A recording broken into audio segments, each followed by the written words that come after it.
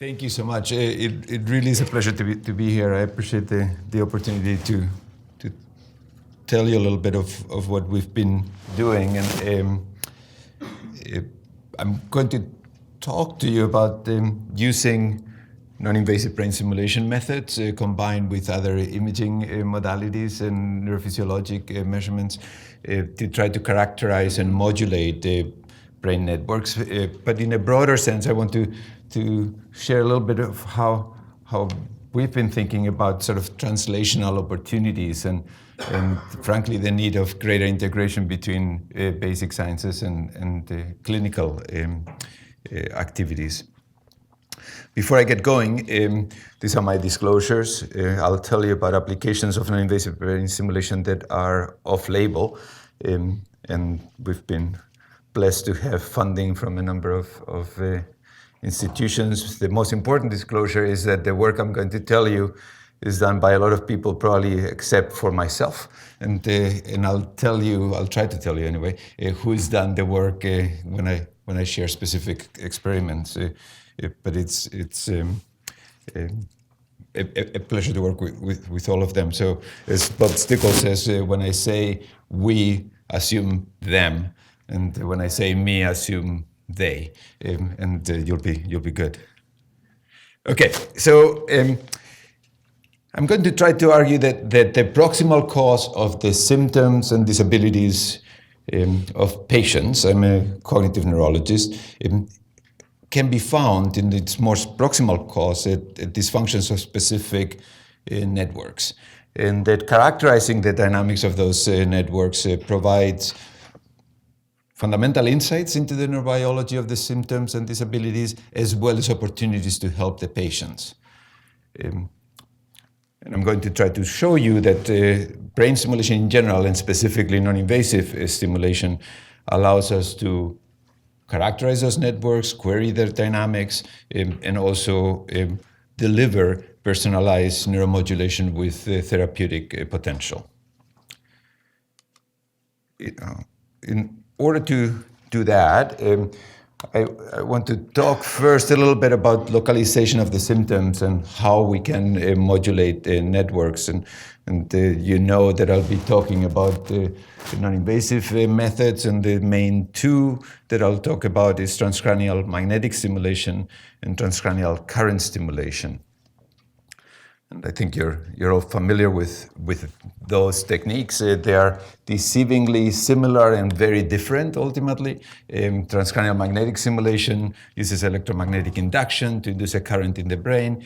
It is electrode-less stimulation via electromagnetic induction. Transcranial current stimulation comes in different forms and flavors. You can apply direct current, alternating current at specific frequencies, or random noise stimulation.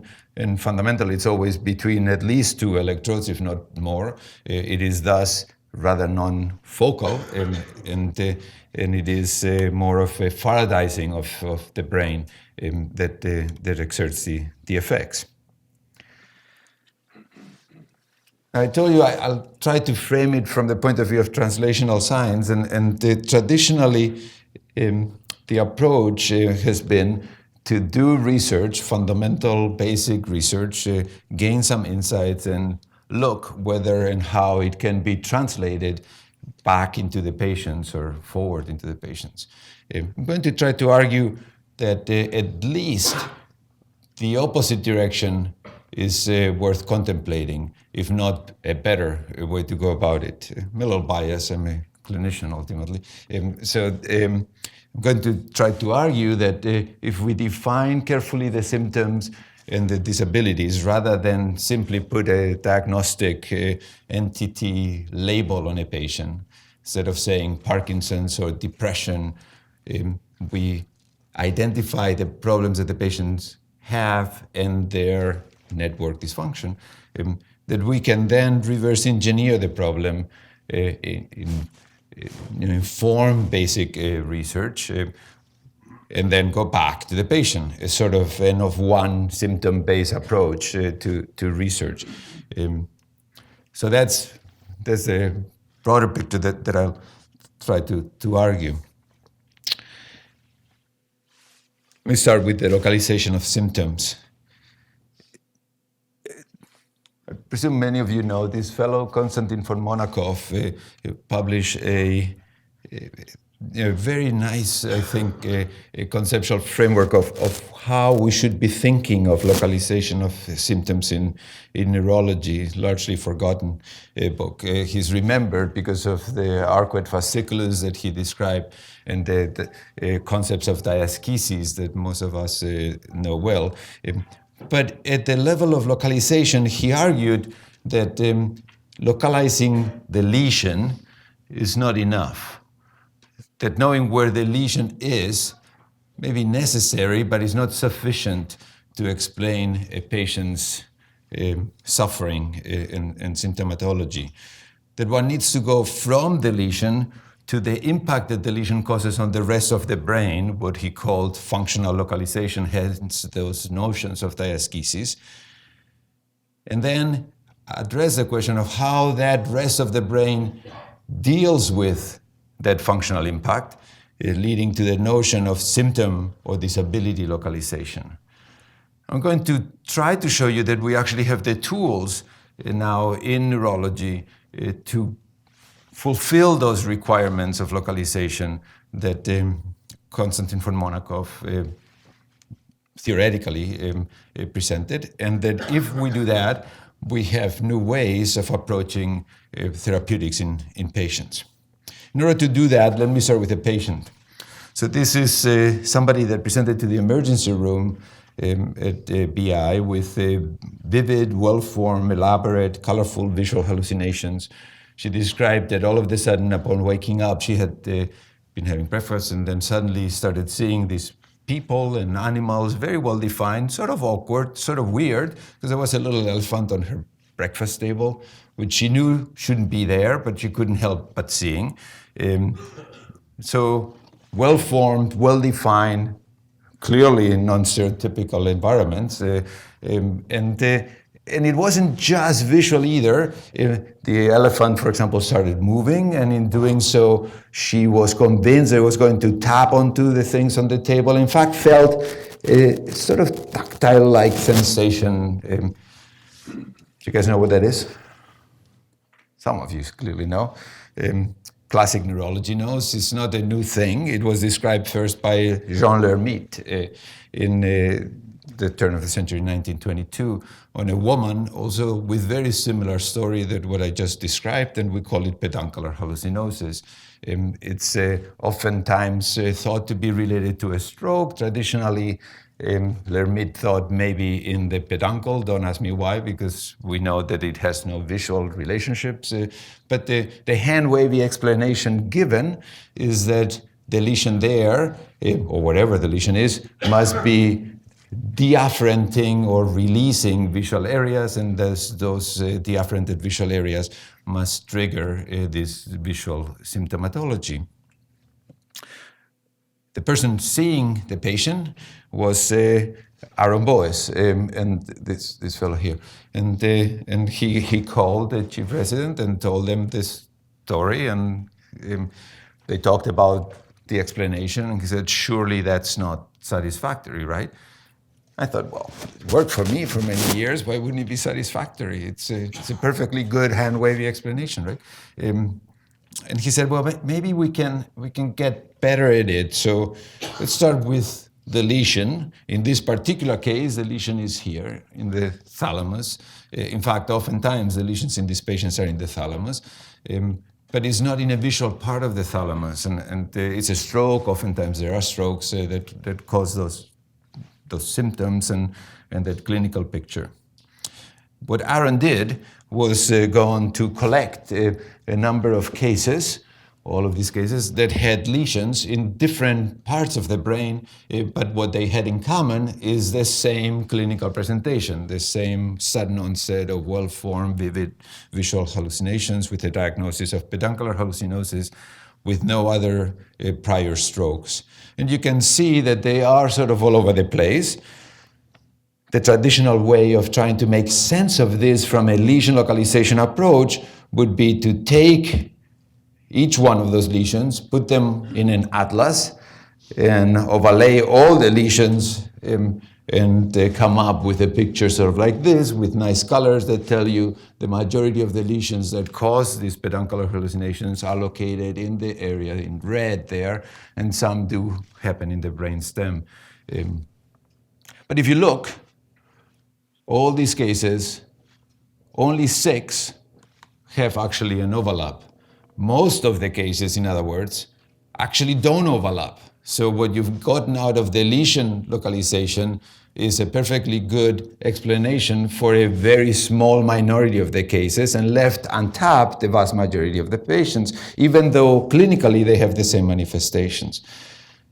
And so the alternative way that Mike Fox and Aaron Boyes thought about trying to localize is go after this von Monachov concept of functional localization, take the lesions of these different patients, localize them in an atlas, and then instead of overlap them,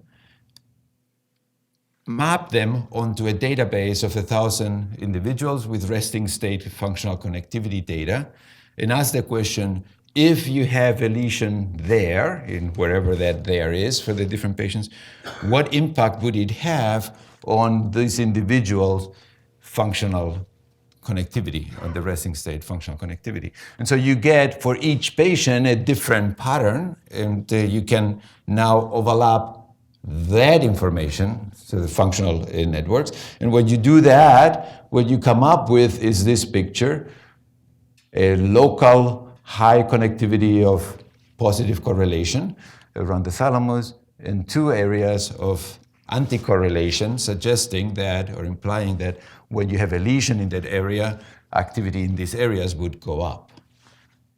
These areas are, as many of you have recognized now, really in visual areas. In fact, they map onto visual motion area MTV5. And the implication might be that if you target those areas and suppress activity there, you may relieve those visual hallucinations, which is indeed what happened in this patient that I was telling you about, and targeting is possible with neuronavigated TMS.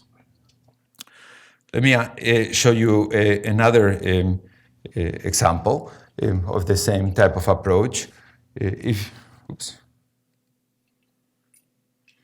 approach is they call lesion network mapping, and this is a study of Simon Laganier, and what Simon is interested in is in freezing of gait.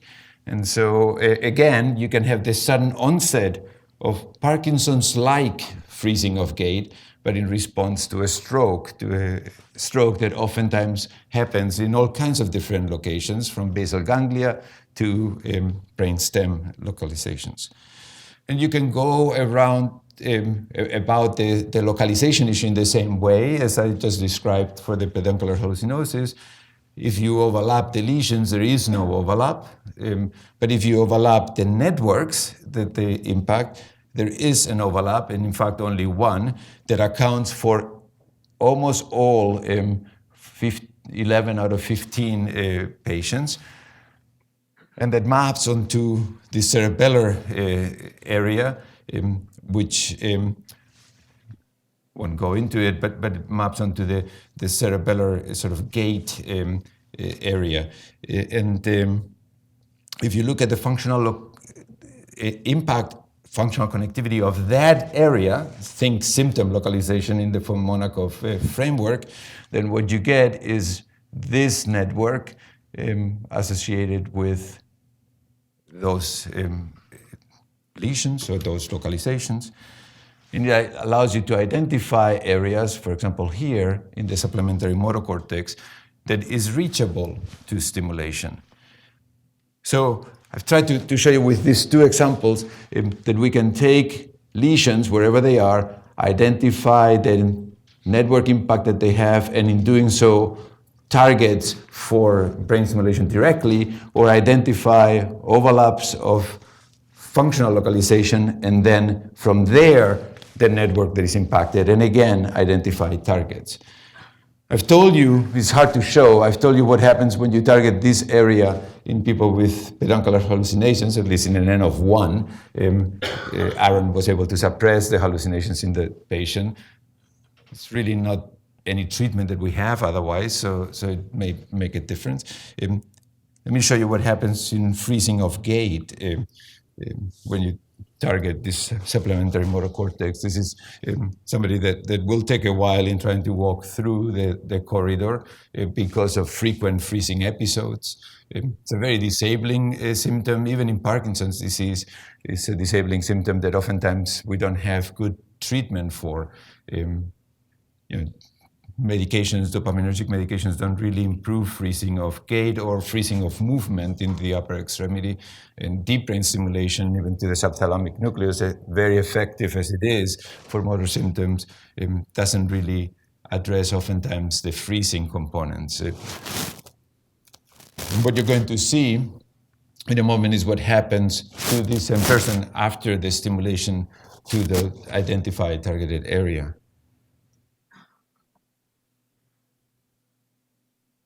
Let me fast forward it in the interest of time. So he keeps getting frozen. He gets stimulated for 20 minutes. And this is him afterwards. If we could do that reliably and sustain the effect, it'd be awesome. We can't, but at least not yet. But I hope that the example illustrates the fact that we can identify the functional localization of the symptoms, at least in this case of the freezing of gait component, and modulate it acutely.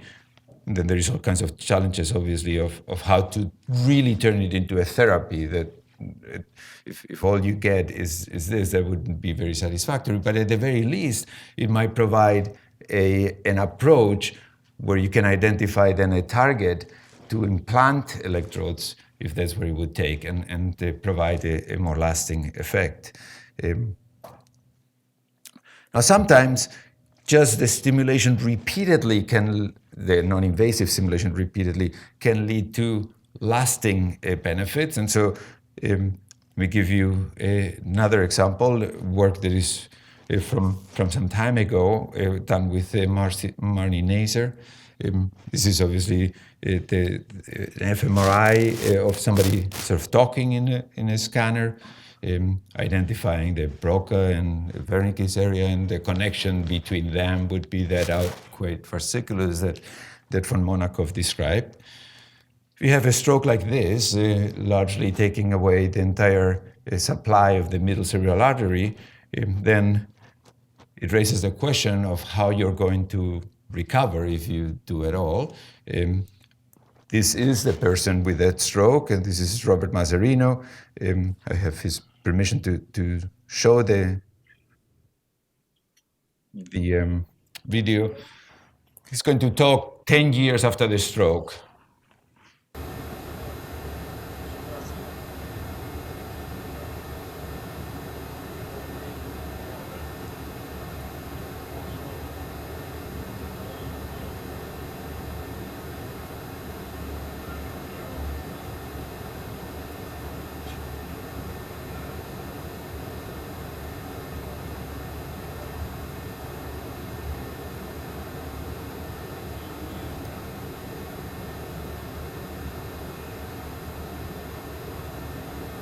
So he shows what traditionally would be described as a non-fluent motor aphasia or a Broca's aphasia. He has lack of fluency, single words or a couple of words, sentences, lack of grammatical words, lack of verbs, and clearly word finding difficulties. But hopefully you got the message across of what he did. He worked in a hospital, at Malden Hospital. He started working there in construction. Then he went up the ladder and became the vice president of the hospital for construction before he had the stroke, 10 years before this video. Now, when he's in the scanner trying to talk, this is the pattern of activity in him. There is obviously the lesion and not the typical areas we would find because they are damaged, but there is some funky areas around and in the left hemisphere and a lot of activity in the right hemisphere. And the first question is, what is he actually talking with? That's the functional localization kind of question that von Monachov would beg, right? To start with, what is his motor output message for stringing along phonemes coming from? One way to ask that question, to query that question, is to block these areas, target them with neuronavigated TMS systematically, and ask the question, which one, when blocked, causes a speech arrest? Any guesses? This is the most activity here. In fact, there is, in the literature, suggestions that the right hemisphere may contribute to the recovery. Maybe that's what it is.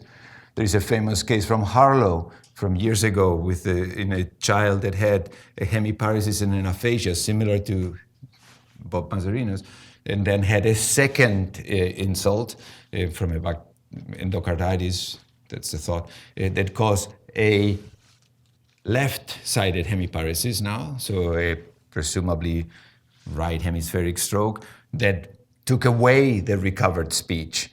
He went on to have to pass away and have autopsy, and the lesion was here. So is that the substrate?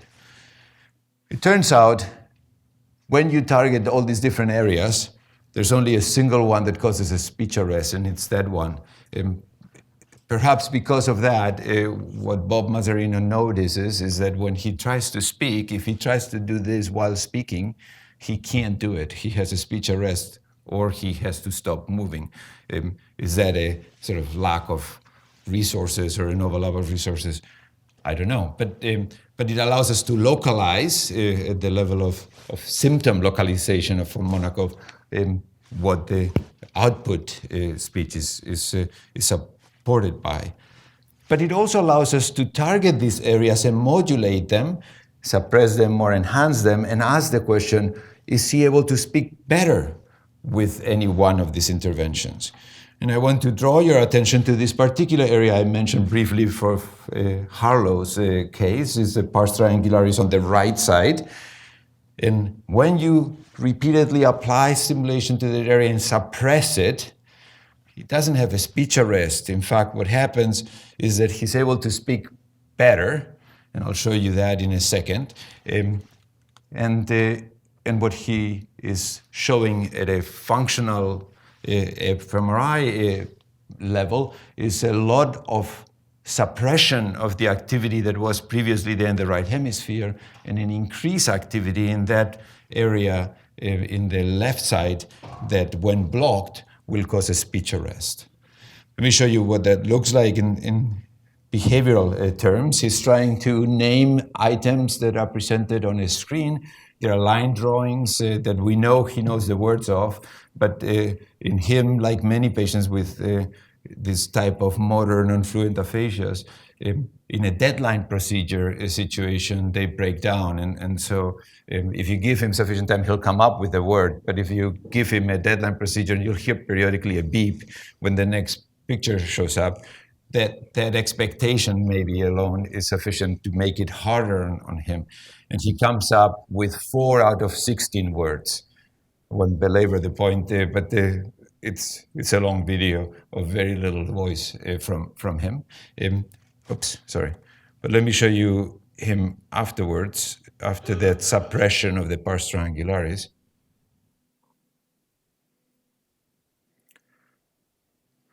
His speech output is certainly better and more fluid. He starts also having faster lexical access, and he comes up with 12 out of the 16 words. Again, this is just an acute effect. This will last for 10 minutes, and then it's gone. But it's not just in him. It is in every single one of the patients that we studied with Marnie Naser, where there was a significant increase in the number of words named and a shortening of the response time to do so. Whereas if you target the pars immediately anterior to it, just 1 centimeter anterior, the pars opercularis of the frontal operculum, then what you get is the opposite effect. Let me just go back to the image for a second to point out the pars triangularis shows activation, the pars opercularis does not in the fMRI. Perhaps because the pars triangularis is inhibiting the pars opercularis. If you do DTI reconstructions, at least you find connections. We don't know for sure that they are inhibitory. Now, in this case, though, what Marnie did was ask the question, so what happens if you don't just do one session? What happens if you take these people that had a stroke 10 years prior and do 10 days of stimulation, daily sessions of stimulation? If you do that, the number of items that they name spontaneously in a separate sort of a battery of words improves and sustains for 2 weeks. If you then couple it with another 10 days of stimulation plus constrained speech therapy, which is very frustrating to these patients, it means occluding the objects that they are supposed to be describing and naming, and having them not be able to show you or point to it, but rather have to come up with the words. So if you couple it that way, even though they were 10 years after the stroke and all had speech therapy, 3 months later they name more items, 8 months later they name even more items without further stimulation, suggesting that at least in some instances, in the case of language, pattern of recovery for some patients, there might be processes that take place that have different meaning. Some of them here, if you increase activity there, it proves to be adaptive. They improve on their speech output. But others, a lot of activity on the right side, may actually be the very reason why they don't recover further, and they think of it as maladaptive. And we have the tools, at least to approach the patients, identifying the substrates of their dysfunctions and suppressing as a test experimental level, but at a personalized experimental level, approaching those dysfunctions and asking whether it may help identify a potential therapeutic intervention. I think of this as really just proof of principle in the case of the non-fluent aphasia. It is far from being established as a therapeutic approach. But for some of the other things listed there, there is more data, and I won't go into the clinical application further, but for depression, identifying the dorsolateral to anterior general sort of disconnection or functional disconnection and targeting it appears to be effective enough for medication refractory depression patients that there are now 4 FDA-approved systems for TMS, and it's insured covered. Pain and migraine, there is an approved device, and the long list of studies ongoing to try to target different components of symptoms in the setting of disorders that may benefit patients. What I like to do, though, for the rest of the talk, is not go more into clinical applications, but try to argue that in addition to localizing symptoms and understanding the basis of the dysfunction in patients and potentially developing therapeutic applications, these approaches also offer translatable phenotypes that allow us to go back to that reverse engineering model and ask mechanistic questions in animal models to bring it back to humans. And of course, the challenge of the translatable phenotypes is substantial. In neurology and psychiatry, as you all know, approaches that go from model insights, whatever the model is, into humans have traditionally failed. And the therapeutic approaches that we have currently, for the most part, are serendipitous discoveries rather than actually drug development approaches from animal models. And perhaps one of the reasons for it is that the bridge between the patient and the model oftentimes is inferential. We assume that a mouse struggling to find a platform is a good model for depression. I don't know, I don't have depression, but that's not what the patients tell me is their main problem. So I wonder whether our phenotyping of the patients is poor and our identifying of substrates in animal models is based on very different questions that we ask the animals to do. So if you had the same exact measures in the animal model as you do in the human, that might be a particularly appealing bridge between the two. And I'm going to try to show you that non-invasive brain stimulation allows us to do exactly that. You can probe the same exact question with TMS, for example, in a human as you can in a mouse. Now, I've shown you examples of targeting an area in humans, the aphasia case, to try to modify activity there and have an impact at a distance, not just locally. This is work in cats from Antoni Valero from a number of years ago, using 2-deoxyglucose staining, targeting the visual parietal cortex with sham stimulation, 1 hertz repetitive TMS or 20 hertz repetitive TMS.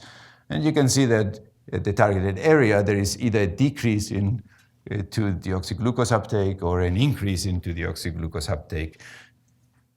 What you can also see when you use the animal model is that the impact is not just local in the targeted area, but at a distance, there are specific areas of altered uptake of the 2-deoxyglucose. For example, here, the splenial visual area shows a lack of uptake, whereas neighboring areas show perfectly fine uptake. And what Tony was able to do is relate those distance impacts to the connections, to the connectivity, anatomical connections to the visual parietal cortex targeted.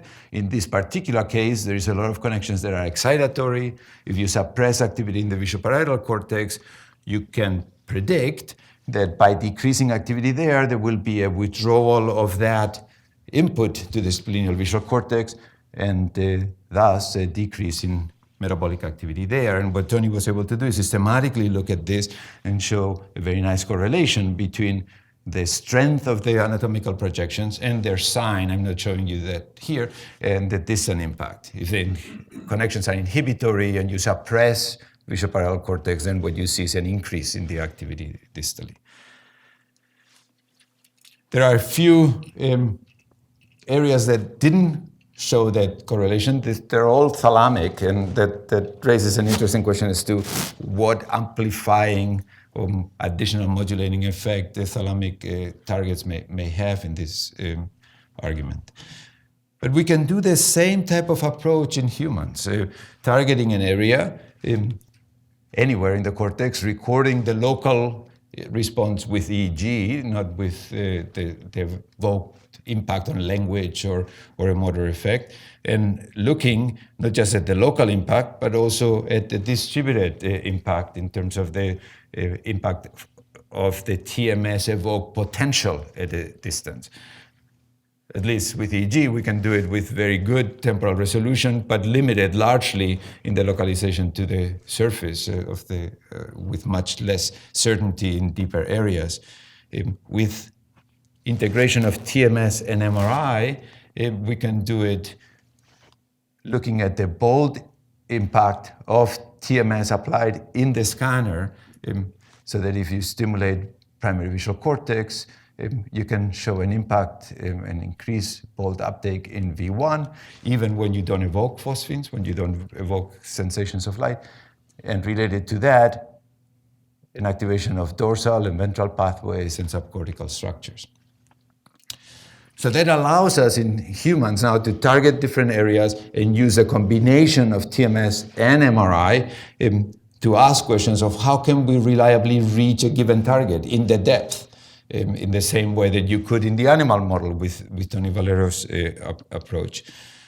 We show you data from Mark Halko and Mark Eldaev.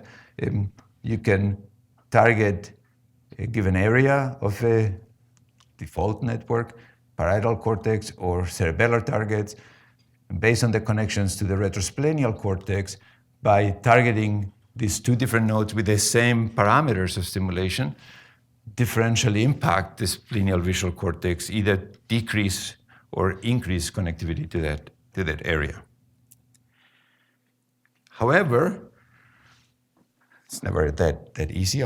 Fortunately, it makes life interesting. If you think that that's going to be a predictable effect that will be the same in everybody, well, turns out not to be the case. There is a lot of variability, and even though the local effect we can measure with this TMS EEGs is the same amount of potentiation, you can see here that individual subjects show sometimes suppression, sometimes increase in the connectivity at the distance.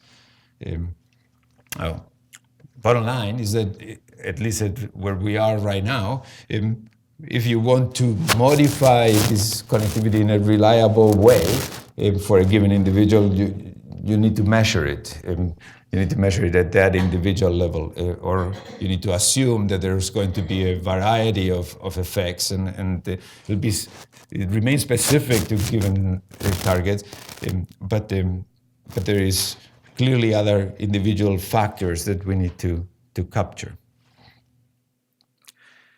Now, regardless of that very significant challenge, the same approach, the same identification of the network, targeting of a given node can be applied across the lifespan. TMS has been applied to children, newborns, recently born, all the way to toddlers held by the mother, and all the way to aging populations. But in addition, to go back to the argument I was making, you can scale it down and apply it to rodents, to rats or mice. And you can apply stimulation in such a way that, for example, it gives you reliably lateralized forepaw or hindpaw motor evoked potentials. And doing that allows you to go beyond and start let me skip this, measuring interactions between different pulses, what we call pair pulse stimulation. I want to show you an example of that to translate it back to the humans. So one of these pair pulse approaches is shown here. You apply a given stimulus, you get a response to it. You apply a second stimulus with a given stimulus interval, 100 milliseconds here, and what you get for the same intensity second stimulus is a significantly smaller response to that second conditioned stimulus. This is in the field of TMS known as long interval intracortical inhibition. We know it's intracortical because of recordings of the descending corticospinal volleys in humans with spinal cord monitoring that Vincenzo Di Lazzaro has mostly done. We don't know the substrate of that intracortical inhibition, obviously. But by being able to measure it in the same way in an animal model, we can start, as Alex Rothenberg's lab has been doing, to look at modulators of this intracortical inhibition and show, for example, that GABA-A potentiators or inhibitors can differentially increase this leaky intracortical inhibition or suppress it and abolish it. We can then go back to the humans, and where we can measure the exact same curve of intracortical inhibition and facilitation, and ask the question, is there a condition where we might find an abnormality in leaky and where we can reverse engineer that finding using it as a bridge in the animal models and in the humans. So to that end, let me illustrate the argument with this work from Hugo Thierry. Hugo has been interested in the question of what happens immediately after a concussion. And he's looked at these pair pulse stimulation paradigms and showed that short interval intracortical inhibition and short interval intracortical facilitation, when the interval between those two pulses is just 2 or 10 milliseconds, respectively, there is no abnormality in those measures after a concussion. But if you look at that leaky that I was talking about, at the long intracortical inhibition, in a healthy control or somebody that has had a concussion and recovered, you get a certain amount of suppression of the response to the first stimulus. But in a recently concussed athlete, you get a much greater amount of inhibition. There is almost an abolition of that response. And you can do a study with 20 plus individuals and repeatedly show, indeed, after the concussion, there is this looks transient, but this acute alteration of the intracortical inhibition. So with Alex Rottenberg, we've been interested in asking the question, what is the substrate for this? Can we use this measure as a sort of translatable physiologic phenotype and demonstrate it in an animal model and get at a mechanistic insight as to what is causing it?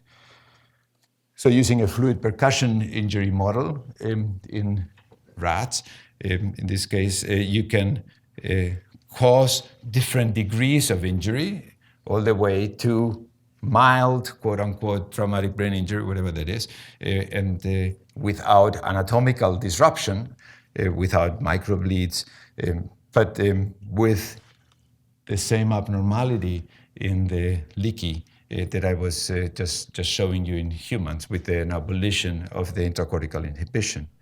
And when you can quantify this, and when you look then at the question of what is going on in the cortex in these individuals, in work with Takao Henge, Alex was able to show that indeed there is no alteration of the cortical architecture in this model, by design, really. You can make the percussion a lot stronger, but there is a significant loss in parvalbumin cells that affect the GABAergic circuitry, and that presumably is the dysfunction that leads to that biomarker in the animal model, but also then in humans. It is because of the scaffolding of the parvalbumin cells, and because of that, presumably there is a possibility of recovering from it. So that's one example. I want to finish with another example of sort of this translational approach. What I've shown you so far is single pulse stimulation and pair pulse stimulation. But in the examples at the beginning, in humans, I was talking about repetitive stimulation to modulate activity in a given targeted area. And you can measure the effect of that modulation. For example, you can get in this case, a motor evoked potential. You could use an EEG evoked potential to single pulse TMS. Then apply a train of stimulation, for example, a theta burst train of stimulation, and then following that train, measure the response again with single pulses. And if you applied intermittent theta burst in that targeted area, you would get a facilitation of the responses. And if you applied continuous theta burst, you would get a suppression of the responses. What people now talk about LTP-like and LTD-like plasticity, and I personally hate the terminology and don't know what exactly it means. But the argument I'm going to try to make is that we can actually do the same in the animal model and actually ask the question, what is sustaining or generating that effect? Let me first show you what we can do with it in humans and how it behaves. So if you apply the train here, and you measure the responses afterwards, not just one example, but over time, after a 4-second train of theta burst, you get somewhere between 30 and 40 minutes of either suppression of the responses or facilitation of the responses. With not perfect test-retest reliability, but pretty good test-retest reliability. For TMS effects, test-retest reliability in the neighborhood of 70% of effect is actually quite exciting for us. Normally we see much worse results. You can use this to measure the efficacy of the mechanisms of plasticity, if that's what these are, over the lifespan. Because remember, we can apply it in children and we can apply it in older patients in the same exact way. And Katerina Poitras has done this and shown, not perhaps great news for any of us, that as we age in a almost linear fashion, there's a progressive decline in the efficacy of these mechanisms. And the reason why it's perhaps not very good news is because Peter Fried has shown that that there is a fairly good correlation between the cognitive performance of any one individual, as measured by the ADAS-Cog, and that degree of potentiation after the theta burst. But we also know that plasticity, if William James was correct, it needs to be the optimal amount. If you have too much, it's not good for you. If you have too little, it's not good for you. And so Lindsay Oberman has been doing work asking the question, are there disorders where there is too much of this plasticity, and that may map onto problems. And she found out that individuals with autism spectrum disorders show here in red too much potentiation that is way longer lasting than in the neurotypical controls, and too much suppression that is way longer lasting than in neurotypical controls. In fact, so much so that when you look at the time point after 40 minutes of the train of stimulation and use that as a classifier for a second cohort of 40 subjects, there was a sensitivity of 98% and a specificity of 98%. A single person was misallocated. So we've gotten interested in these measures as ways to characterize mechanisms of plasticity. Again, so far not knowing what the substrate really is of any of this. But Peter has continued the work and found out that in diabetes type 2, even well-controlled diabetics without any neurological complications show a loss of this LTP-like, the ITBS effects, not of the LTD-like, but of the LTP-like abnormality that maps actually quite well with the findings of Katie Brem in Alzheimer's disease, where patients with early Alzheimer's disease show the same dysfunction, the same lack of potentiation after the ITBS train. And perhaps that's a link for the epidemiologic evidence that type 2 diabetics have an increased risk of Alzheimer's disease. So very briefly, as a snapshot, it looks like this potentiation-like effect of the ITBS is excessive in autism spectrum disorders and suppressed in these other two conditions, diabetes and Alzheimer's. In this case, there is in addition an excessive LTD-like effect. In these cases, that's normal. It gives us, at least at a clinical level, the possibility of asking the question, so what happens if you improve this? If you try to normalize the plasticity in early Alzheimer's disease and engage the subjects then in cognitive training, could that be potentially leading to therapeutic effects? And there's actually a company that got interested in pursuing that. Neuronics just released the results a couple of days ago of a pivotal trial using trains of stimulation to different cortical areas that map onto different cognitive functions, 6 different cortical areas, and immediately after the train of stimulation, engaging the subjects, mild Alzheimer's disease patients, in cognitive training. When you do that, overall, what you see is that if you are applying real stimulation and real cognitive training, there is a significant improvement in the ADAS-Cog 3 months after 6 weeks of intervention. That is not there if you apply just the cognitive training, with the sham stimulation. And it's obviously not there if you apply sham stimulation and sham cognitive training. And that's paralleled with a change in that potentiation effect that I was describing, such that the more improvement there is on the LTP-like plasticity, the more cognitive benefit these patients show. And in animal models, we can measure the exact same phenomena. We can apply the trains in the same way, and we can then ask the question, what are the mechanisms underlying that LTP-like plasticity? And that's work that Alex Rothenberg is currently doing. And we could look at it in, quote, animal models of Alzheimer's disease and ask the question, are they real models? Are they capturing some phenotype that could be breachable between the human and the animal model?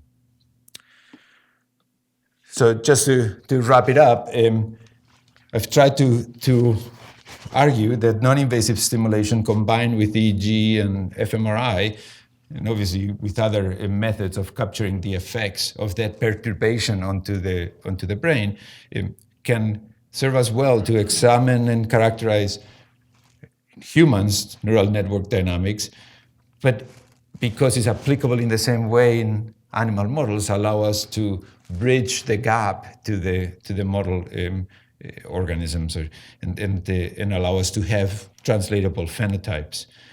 In addition to that, in humans, it allows us to identify targets for individually tailored therapeutics, therapeutic approaches that go after the brain circuit dysfunction, not trying to restore it, because that may not always be the therapeutic approach, but sometimes it may be disrupting a given maladaptive intervention. But we can do so in a systematic experimental way to find out what shows a benefit, and then ask the question, can we repeatedly apply it in such a way that it leads to some lasting effect? Of course, the essential first step in all of this remains, I think, a precise characterization of the clinical phenotype to allow for that reverse engineering from symptoms to functional localization. And I'll stop there. Thank you very much.